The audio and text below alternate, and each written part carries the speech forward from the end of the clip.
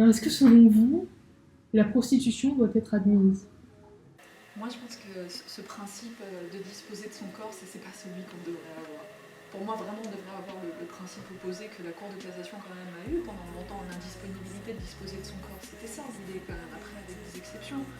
Mais pour moi, je pense que la logique principe-exception, déjà, elle est faussée aujourd'hui. On devrait plutôt être dans une logique où, attention sur le corps, on ne fait pas tout ce qu'on veut avec. Il y a évidemment des prostitutions qui sont écœurantes. Toutes les jeunes femmes, parce qu'on peut parler de la prostitution féminine, on pourrait parler de la prostitution masculine. Là aussi, il me semble que quand c'est des jeunes femmes venant de pays étrangers qui sont traitées comme ça, qui ont dit vous pouvez venir vous installer associé à cela, et puis qu'il faut qu'elles payent, et puis qu'il faut qu'elles se prostituent parce qu'elles doivent payer un souteneur, quelqu'un qui les a fait passer d'un pays de l'Est, de l'Ouest, du Sud, du Nord, dans un pays plus riche. Ça, c'est même pas concevable. Oui, c'est très débattu. C'est très débattu. Moi, je suis en grand désaccord avec beaucoup de mes amis sur ces questions. Pour moi, oui. Alors, là, évidemment, là, c'est encore la question se déplace, parce que c'est celle du consentement. Et évidemment, on peut dire que tout le droit du travail a été construit autour de la protection du faible, et que la prostitution, il n'y a pas de prostitution véritablement consentie, que la Constitution, c'est nécessairement un rapport d'oppression. Tout ça, on peut le dire. Mais je pense qu'on peut... et donc, ça disqualifie la prostitution. Si on était certain que toutes les prostituées sont parfaitement consentantes et parfaitement... que c'est un choix, évidemment, la question ne se poserait pas. La question ne se pose que... Enfin, elle peut se poser du point de vue de la morale, cette dimension-là, je ne l'ai plus d'emblée, mais elle peut se poser aussi sur le terrain du consentement. Je pense que l'idée même de la liberté de disposer de son corps, cette idée est posée en contradiction avec la réalité de terrain de ce qu'est la prostitution aujourd'hui. C'est une question là encore difficile que vous me posez. Je me demande si je ne suis pas tombé dans un traquenard, mais il est vrai que sur cette question de la prostitution, on a tendance à avoir des positionnements qui ne sont pas, diraient les Anglais, evidence-based, qui ne reposent pas sur des faits, sur des études empiriques. On ne peut pas vraiment passer par l'interdiction pure et simple de la prostitution, parce que ça, on sait très bien que ça n'a jamais marché. Ça a été testé, ça ne marche pas. Ça ne permet pas d'endiguer le comportement. Mais la logique de protection pour ces personnes, elle doit être là. Donc, pénaliser le client, oui. Pénaliser la prostituée, non. Et le positionnement du chercheur implique de prendre un peu de recul et de regarder ce que nous disent les faits.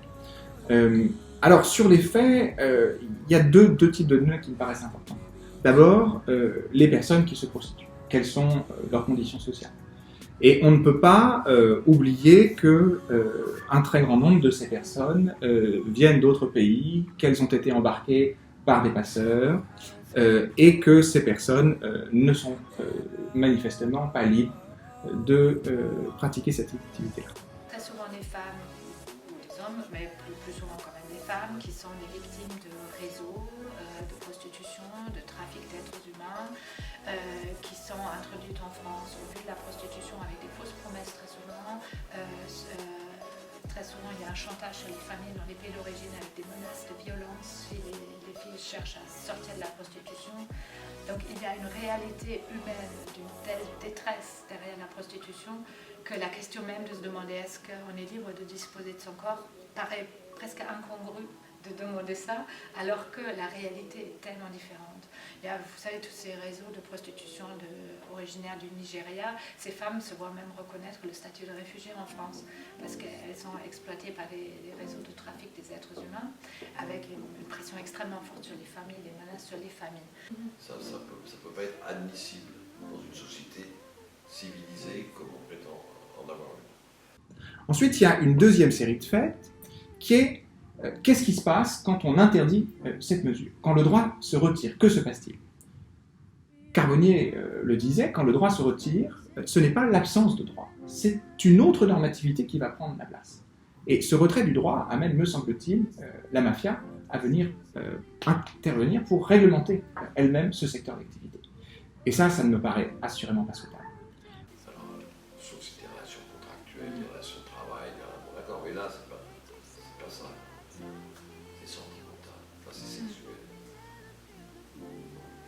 sexe sans sentiment, ça me paraît un peu un contre-emploi, voire une contradiction. C'est comme si on devait payer pour être aimé. Ah non, ça se mérite. Et donc, la combinaison de ces deux types de faits me pousse à dire que plutôt qu'un désinvestissement de l'État sur une question que peut-être il lui est difficile de porter en raison d'une pudibonderie, plutôt qu'un désinvestissement de l'État, je serais davantage favorable à un réinvestissement de l'État, à une réglementation extrêmement rigoureuse de cette question qui permettrait à la fois de juguler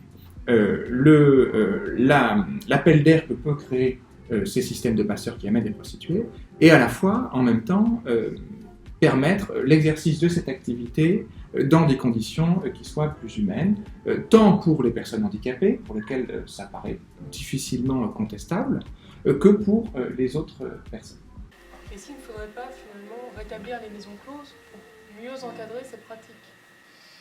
Je sais pas, si vous regardez par exemple à Amsterdam, qui est quand même l'exemple phare des maisons closes, des vitrines, etc., ils pensent très régulièrement à fermer ces vitrines du quartier rouge parce qu'il y a quelque chose qu'ils n'arrivent pas à contrôler, c'est la provenance des prostituées. Donc je pense que les maisons closes, ça réintroduit de toute façon d'autres problèmes. C'est pas la solution miracle pour arriver finalement à sécuriser entre guillemets cette activité pour pas que ce soit fait finalement dans un bois avec le risque de tomber sur quelqu'un finalement qui peut vouloir du mal. C'est pas la solution miracle pour ça. Moi je serais plutôt même pour que rétablir des maisons closes d'État ultra contrôlées d'un point de vue sanitaire, qui serait où les prostituées seraient presque une histoire de monopole de l'État pour alors là, le problème du commerce et de la liberté du commerce et de l'industrie, je ne sais pas comment ça se passerait, mais en tout cas de mettre en place toute une réglementation qui serait destinée à s'assurer du consentement et de sécuriser les prostituées. Moi, je serais assez favorable à ça. Donc finalement, est-ce qu'on pourrait aussi accepter finalement une prostitution avec des tarifs préétablis par la loi?